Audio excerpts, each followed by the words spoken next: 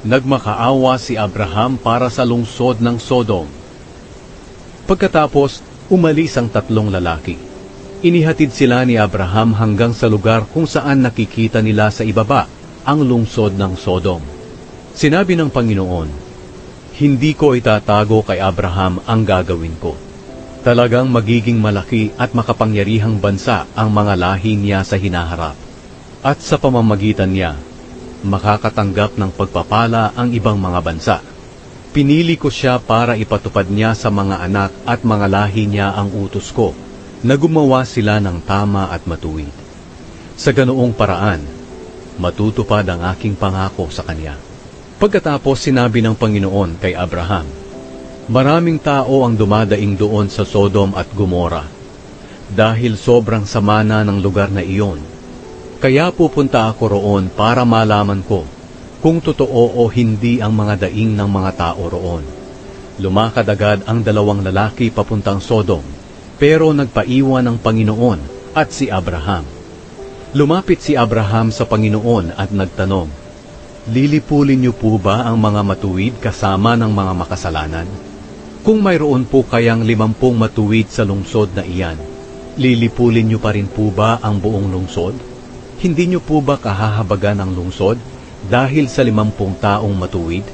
Hindi po kapanipaniwala na lilipulin ninyo ang mga matuwid kasama ng mga makasalanan. Hindi po maaaring pare-pareho ang pakikitungo niyo sa kanila.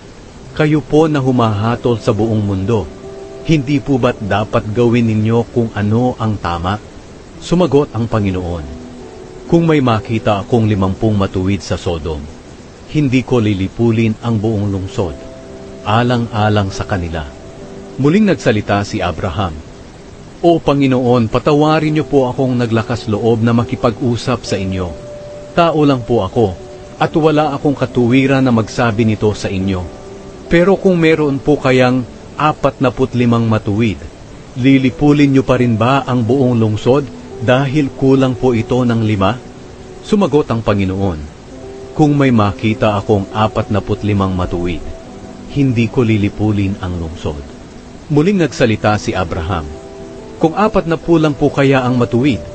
Sumagot ang Panginoon, "Hindi ko lilipulin ang lungsod, alang-alang lamang sa 40 matuwid."